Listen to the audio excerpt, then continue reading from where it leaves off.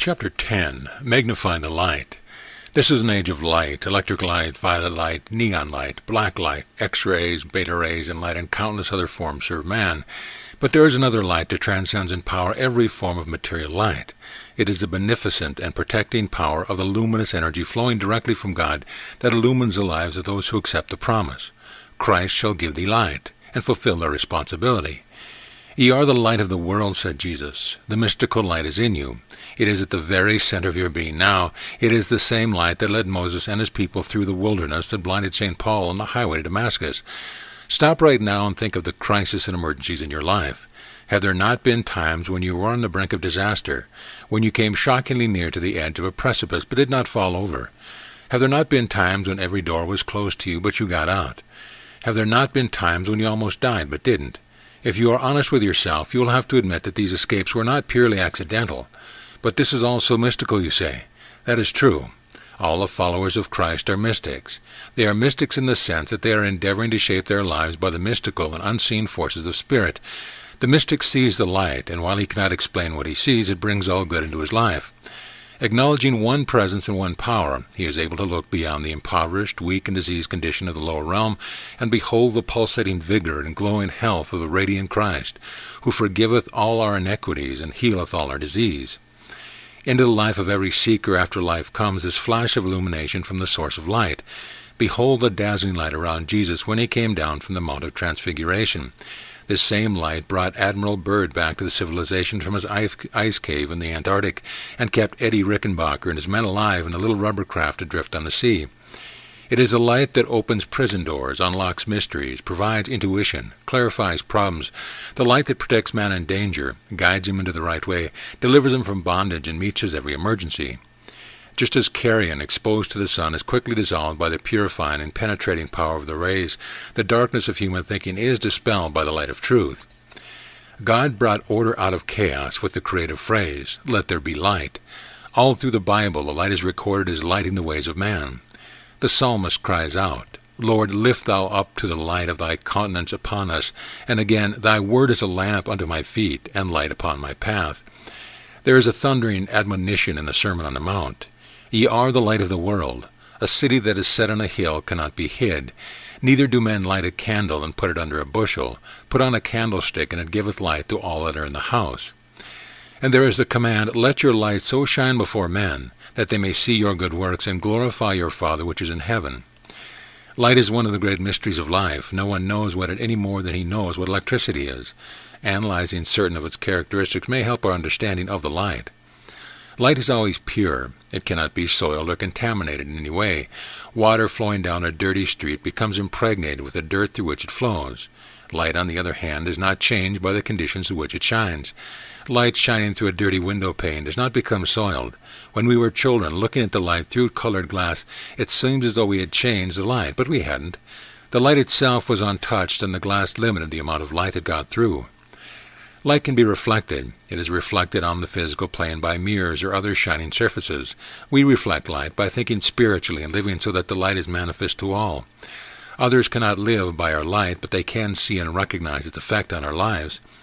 The light is not something that we hand from one to another as we would an electric light globe. We give it to others by being the light ourselves. Illumination, like cosmic consciousness, is a gift vouchsafed to very few, but the few have proved it a reality. They have seen a presence, a luminous substance penetrating and interpenetrating everything. They have seen the truth of the psalmist's statement, "Heaven and earth are full of thee." The very air that we breathe is charged with this luminous substance that cleanses as it floods all the dark places in body and mind. The aura around the human body is not the phenomena of psychic science, but the emanation of that lighteth every man that cometh into the world. Light is the same wherever we find it. If we follow artificial light to its source, we see that it is only transmuted light. Where does it come from? From the generators at the light plant. Where do the generators get their power? From coal. What is coal? Coal is plant life that stored up light energy millions of years ago. So you see, there is really no artificial light. It is only the name we give to the way man has made use of one form of it. We find the light in unexpected places and sometimes fail to recognize it for what it is. Someone voices his righteous conviction in the face of opposition.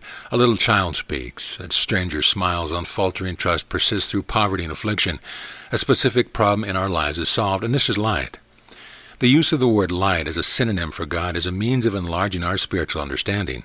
Throughout the Bible, the word is used figuratively over and over again. Light is a symbol of life. In him was life, and the life was the light of men. Light and life have the same meaning. Where God is, there is light. Where light is, there is life. Does not the doctor tell us the best way to destroy disease, filth, and germs is to expose the dark places to the light? Light is life-giving, darkness is death-dealing. Just as termites multiply in the dark and secluded places of a building, disease breeds in the dark places of the mind. Light is a symbol of the spiritual or uplifted consciousness. The children of light referred to in the Bible are those who have surrendered personal consciousness for Christ consciousness. Christ consciousness represents spirit in action.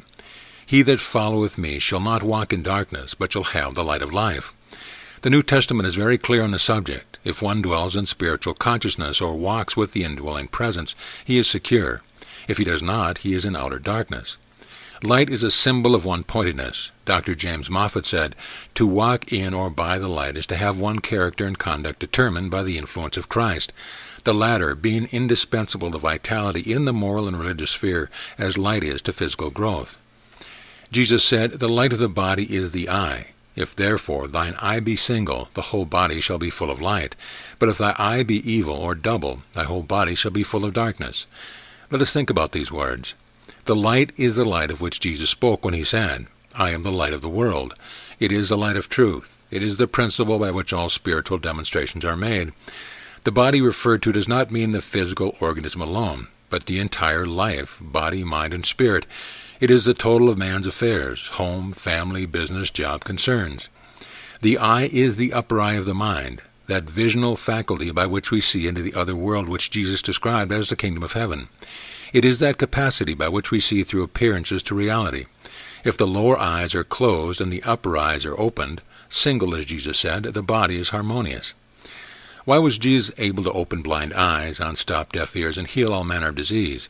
Because his attention was focused on a higher plane than that in which we habitually function. Looking beyond the three-dimensional world of false belief into realities, he did not see disease, weakness, and evil.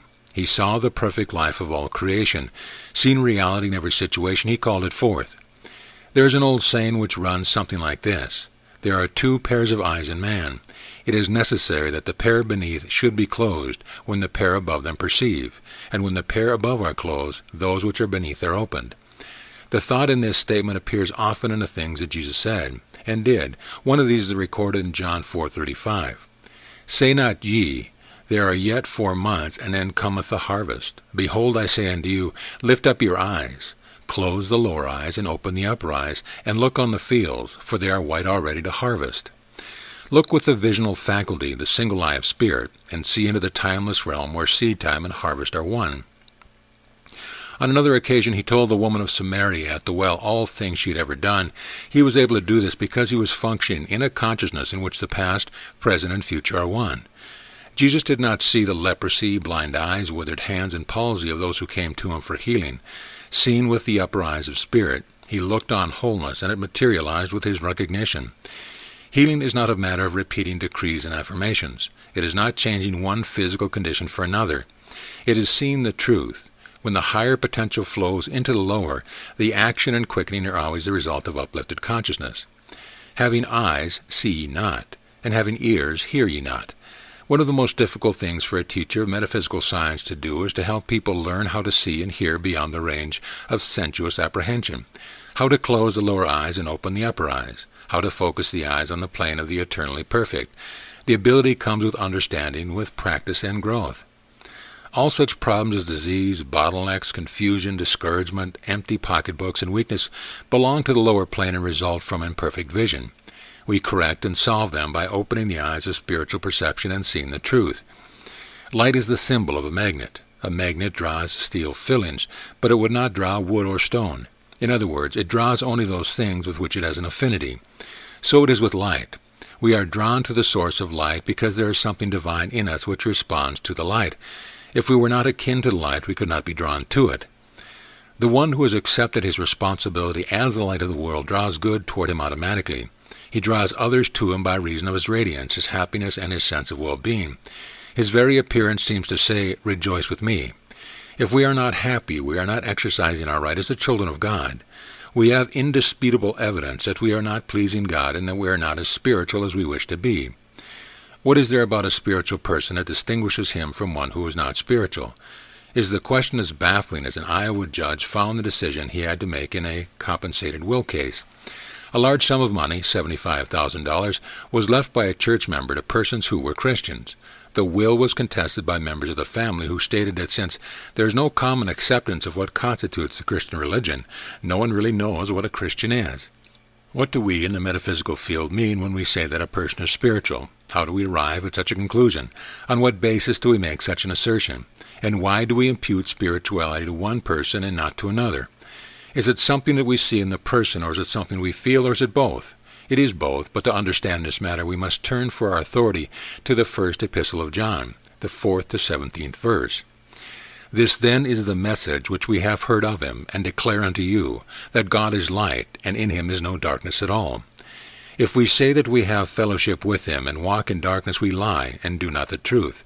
But if we walk in the light as he is the light, we have fellowship one with another, and the blood, spirit, life of Jesus Christ, his Son, cleanses us from all sin. The spiritual man, then, is distinguished from other men by a certain light that shines through him. If we walk in the light, we have fellowship with him. We are spiritually his sons. The distinguishing mark of a spiritual person is the evidence of the illumination of his consciousness. He is the one who brings insight, power, perception, and understanding into every circumstance, situation, and incident. A little girl going through a cathedral asked her mother who the people were in the stained-glass windows. She was told that they were the saints. Then one morning at Sunday school class, when the teacher was talking about St. Paul, St. John, St. Peter, she put up her hand and said, "I know who the saints are. They are the Christians who let the light shine through." Here's the answer to our question. A spiritual person is one who lets the light shine through. Illumined by the radiant energy of spirit, he brings light to every subject. St. Paul referred to the rulers of the darkness of this world. The same darkness works today through alcohol, dope, drugs, gluttony, and sensual excess. The results of these forces are graphically set forth in government reports of many kinds. The daily newspaper provide evidence that men who are under the influence of liquor and dope are open to the force of darkness and easily controlled by them. Crime, confusion, discord, dissension, and sickness bear witness to the need for light. Probably someone at this point will want to argue that statement. God is light, and in him is no darkness at all. But just a minute. You and I are like the soldier at the front, seeing only one segment of the picture and trying to figure out the plan of the battle. We are like the fly on the steeple that says, "My, what a big world." When we look at conditions in the world, we see only a small part of the picture. The world, like a coin, has two sides, and it is impossible for us to see both sides at once. God has a plan for this world, and that plan is succeeding whether we recognize it or not. When we are able to raise our conscience high enough, we shall see the world as it is and not as it appears to be. We shall view it with understanding and sympathy. It is enough for us to know now that, since the reality of man is spirit, the important thing is not what happens to the body, but what happens to the soul. Are you letting the light from your own indwelling Christ shine, or are you still walking in darkness? What are you today? How far have you come toward the light? Do you carry critical, negative, and pessimistic attitudes?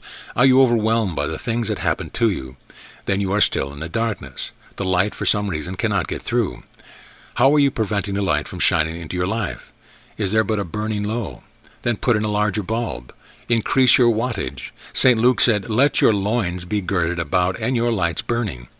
That is a wonderful text for anyone whose light is lowered. There is a sense of expectancy in it. There is activity in it. There is a great feeling of power and accomplishment about it.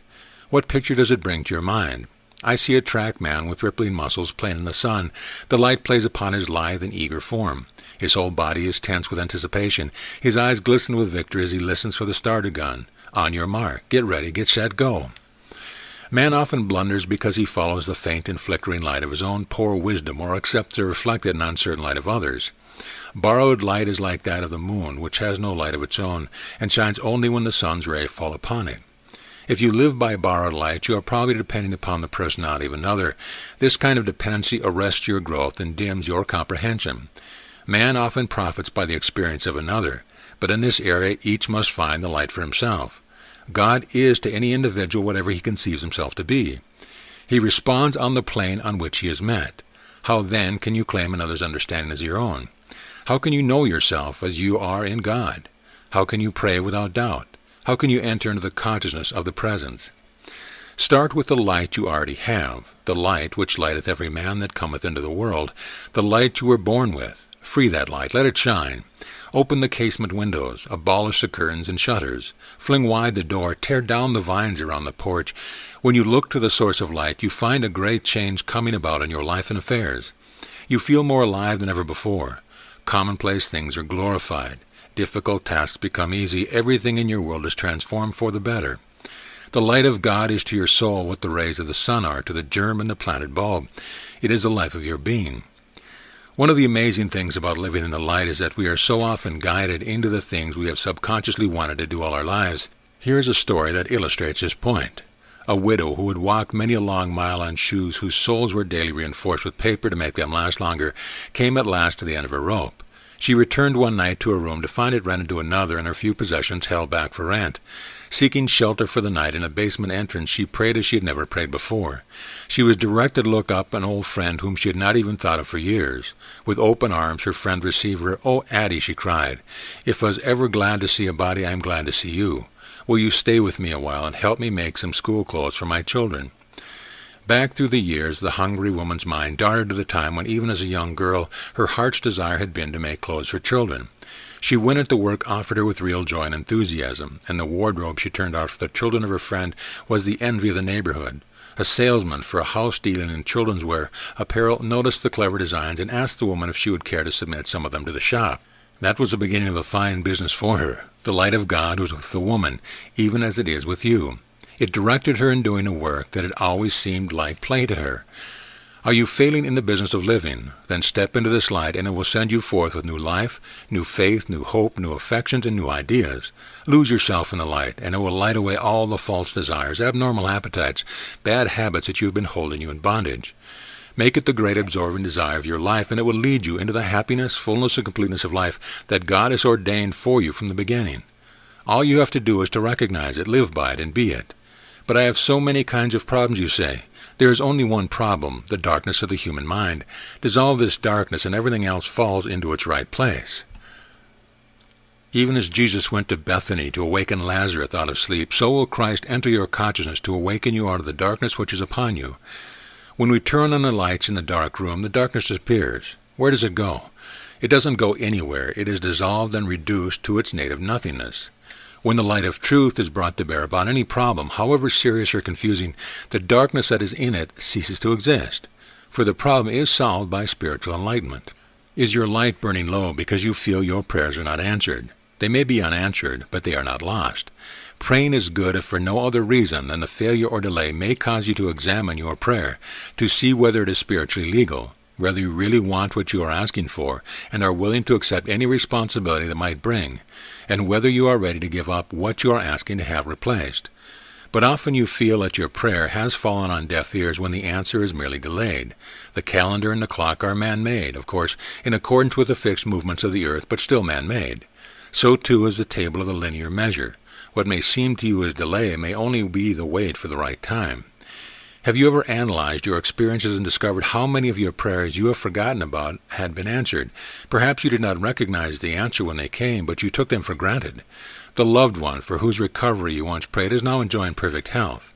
The home you asked for is now in your possession. The job you wanted so desperately is now yours. Go back far enough in your experience, and you will be amazed at the numbers of answers you had not noticed. Perhaps these answers did not come as you expected they would, but they came nevertheless. Few persons fail to recognize that there is a power greater than man, although they call it by many different names. This awareness is the evidence of the inherent light. Man's task is to magnify it. How then do we magnify the light? By consciously recognizing it. The soul receives direct light from God, and we amplify it by removing all obstructions in the form of negative beliefs and dark thoughts. These tend to dim it until it becomes a mere flicker. When we identify ourselves with the light, our prayers flash forth like lightning and open the way for us. Demonstrations follow, so many we cannot count them. With such speed does the light operate in our affairs that we are astounded. We experience the kingdom of heaven here and now. But the awareness of the light places us under obligation too. It is easier to sleep in physical darkness than in the light. Sometimes we find it easier to ignore the truth we sense and continue to sleep on. But awake thou that sleepest, and arise from the dead, and Christ shall give thee light, is the command and the promise. Let us think through this verse together. What does it mean? Awake thou that sleepest. The sleepers are those who do not see beyond the senses, those who have not unified the outer self with the inner spiritual self. And arise from the dead. The dead are those who have accepted the mortal man as the real self, the self which St. Paul said, dead in trespass and sins, trying to serve the mind of the flesh.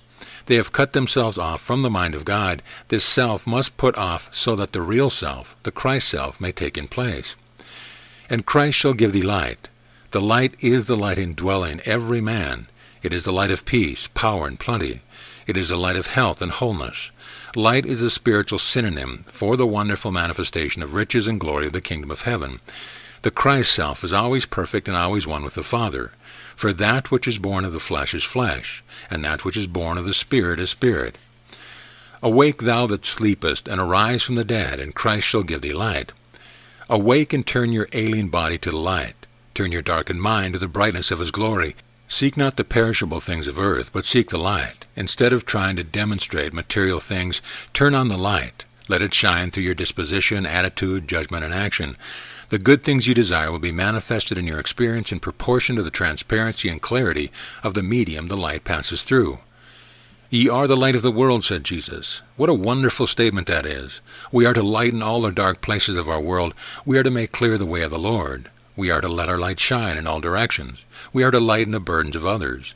We are to bring into every situation a transforming power and understanding of a new and illumined mind.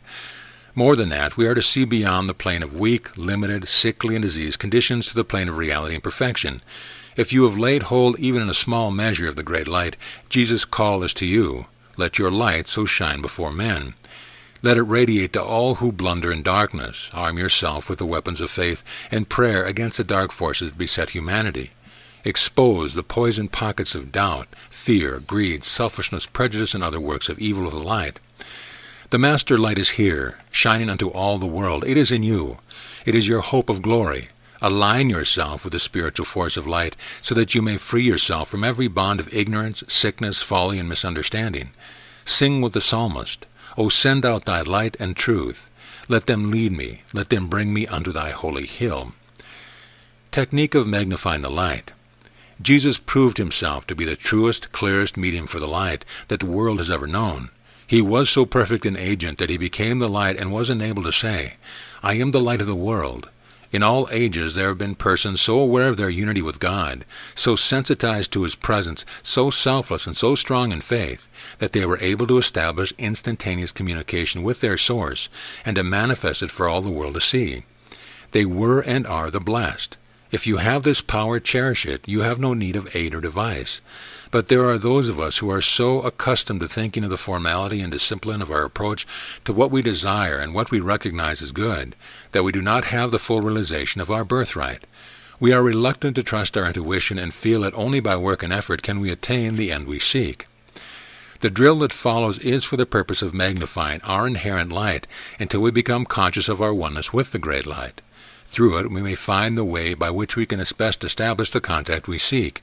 We may find that we lengthen one step and shorten another as we become familiar with the procedure. We may find that we omit some of the suggestions. There is no ritual by which one needs to be bound. The practice that brings results is the right procedure, and each must determine that for himself. Mystics of all time have developed and utilized practices that relax the body and eliminate psychic tension. The process is twofold. Complete relaxation involves both the mind and the body. Psychic tension is a psychological term which refers to such negative and distinctive mental and emotional states of worry, anxiety, fear, jealousy, resentment, and animosity. Psychic tension is like a tourniquet limiting the energy by which we kept alive. Those who learn to overcome it prolong their lives on this plane many years. When the mind is relaxed, the body is at rest, and man becomes a conductor through which the light shines. The first step in magnifying the light is to relax the body. There are many postures which assist in this relaxation. One is sitting in a chair with the back straight and the arms resting lightly on the thighs with the palms of the hands turned upward. The other is lying flat on a hard bed or other surface with the arms resting loosely by the side of the body and feet about 6 inches apart. Each person must find the position in which he is most comfortable. The second step is to think of the body as weighing 1,000 pounds or more and being upheld by the surface of which it rests. You have no responsibility for the support except to surrender your body to it. Now flex the muscles of your body from your feet to your neck. Squeeze every muscle as tightly as you can, just as though you were wringing water out of a bath towel. Let go as though you were coming unglued and your body were falling apart. Take a deep breath between flexing and exhaling slowly without effort right down to your boots. Make sure that the lungs are emptied completely. Now roll your head from side to side, touching your face to the bed each time as though it were not attached to your body. Inhale and exhale again, and turn your attention to the muscles of your face. Relax those muscles by drawing them up into a knot and then letting them go. Say to yourself, "My face is relaxed in perfect ease." Inhale and exhale again and turn your thoughts specifically to your eyes. Squeeze the eyelids as tightly as you can and let the eyes open. Do this 7 times. 7 is a cardinal number symbolizing perfection and wholeness. Say each time you flex the eyeballs, "My eyes are the perfect eyes of spirit, and God sees now through them." Repeat this practice with specific attention to the throat, tongue, neck, shoulders, arms, hands, lungs, abdomen, thighs, legs, knees, feet. Think of the Christ presence as coming more and more into focus as you relax the physical body. Feel peace and serenity flowing through every nerve, muscle, tissue, and organ until you are no longer conscious of your body, until it makes no more claims upon you. Repeat many times, "The healing peace is now flowing through my body, relaxing, renewing, vitalizing, and healing it, making me perfectly whole, well, and complete." Remain quiet for a moment. The next step is to relax the mind. What we are seeking in this exercise is relaxation of the total man, body, and mind. Now hold your body in a relaxed state and think of your mind, the whole mental realm, as an untroubled pool. Surrender your human will to the divine will. Repeat Jesus' own words, "Not my will, but thine be done." Keep repeating them until the human will is no longer active in you. Now withdraw your mind from all concern with the outer world. Say to yourself, "He will keep him, me, in perfect peace, whose mind is stayed on thee." Withdraw your attention from your problem. Refuse for the moment to have any concerns or thought about them. Repeat words and statements such as these to yourself: quiet, serenity, peace, poise, tranquility. So long thy power has kept me, sure it still will lead me on. Where he leads me I will follow. I'll go with him all the way. Now let go and let God. Keep saying to yourself, "I and the Father are one," until you feel the peace and stillness of spirit within you. Breathe such words as these: "I am enfolded by his presence. I am resting in the secret place of the Most High. I am abiding under the shadow of the Almighty." The next step is to enter the silence of the soul to contact God's presence. You have shut the door of the senses and silenced all vagrant thoughts, and are now at the door which takes you into God's presence. Be still and know that I am God. Say these words over several times quietly and with deep feeling. Say them until you feel the stillness in every atom of your being. The purpose of this step is to help you feel the presence within you and unify yourself with God. Be still and know that I am God. Know the truth in these words. Feel it. You are approaching the presence of God, who is closer than breathing, nearer than hands and feet. Now stretch your arms out of your side and see yourself on the bed as surrounded with an aura or circle of light. Think of this light as a radiation of the great light with which you are making contact. You have 3 physical inlets for making this contact: the top of your head, the soles of your feet, and the tips of your fingers. Think of all 3 as resting against the circle of light which surrounds you. Breathe the light deeply into your being. Feel it penetrating every recess of your mind and every part of your body. In him was life, and the life was the light of men. Now as you inhale, visualize the light pouring through the top of your head, the soles of your feet, tips of your finger. Your physical breathing goes on automatically. Do not confuse it with the inbreathing of your light body. Now visualize the aura of infinite light that comes direct from God as pouring through your being and centered in your soul. The soul is not located in the body, but around the body. You can think of the point of concentration, however, as in the region of the solar plexus, the center of your abdomen, just below the ribs. It is at this point that your light fuses with the divine light. The next step is to put on the armor of light. Do this by following round the aura of light in your thought. As you consciously inhale the light, turn your attention to the point just above your head and say silently or aloud, I am the light of the world.